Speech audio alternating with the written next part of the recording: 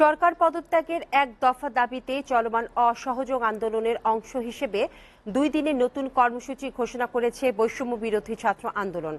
ঘোষিত কর্মসূচি অনুযায়ী সোমবার নারী ও শ্রমিক সমাবেশ এবং মঙ্গলবার লং মার্চ টু ঢাকা কর্মসূচি দিয়েছে শিক্ষার্থীরা। এদিকে অসহযোগ আন্দোলনের প্রথম দিনে রাজধানীর শাহবাগ কেন্দ্রীয় শহীদ মিনারে সমাবেশ করে আন্দোলনকারীরা। সমাবেশে সরকারের পদত্যাগ পর্যন্ত রাজপথ না ছাড়ার ঘোষণা দেন তারা। আরো জানাচ্ছেন হেদায়েতুল্লাহ সীমান্ত।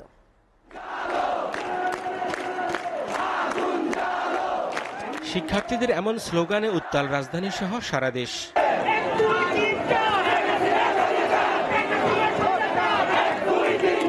প্রধানমন্ত্রীর পদত্যাগের এক দফা দাবি আদায়ে প্রথম দিনের অসহযোগ আন্দোলনে অংশ নিয়ে শাহবাগে জড়ো হয় আন্দোলনকারীরা। এই আন্দোলনে শুধু শিক্ষার্থী নয়, যোগ দিয়েছে নানা শ্রেণী পেশার মানুষ। সমাবেশে অংশ নেওয়া শিক্ষার্থী ও নানা শ্রেণী পেশার মানুষের এক দাবি প্রধানমন্ত্রীর পদত্যাগ। আমাদের সামনে আমাদের ছাত্রদেরকে হত্যা করা হয়েছে, আমাদের জয় হবে। এক দফা এক দাবি, আমাদের ভাইদের রক্ত নড়ছে।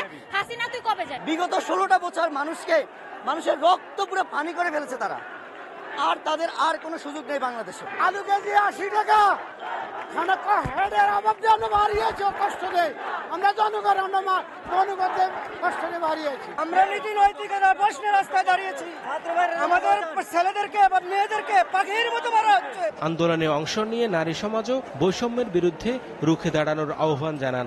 এখন এক দফা দাবির প্রতি সারা বাংলাদেশের মানুষ জেগে উঠেছে।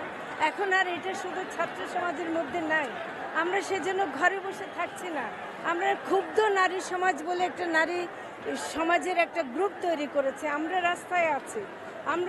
আমরা মনে করি এই সরকারের ক্ষমতায় থাকার আর কোনো অধিকার নাই।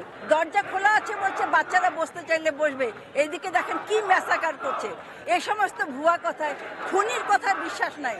আমরা এটাকে প্রত্যাখ্যান করি। এর আগে পূর্ব ঘোষণা অনুযায়ী সকাল থেকে শাহবাগ ও শহীদ মিনারে জড়ো হতে থাকে আন্দোলনকারীরা।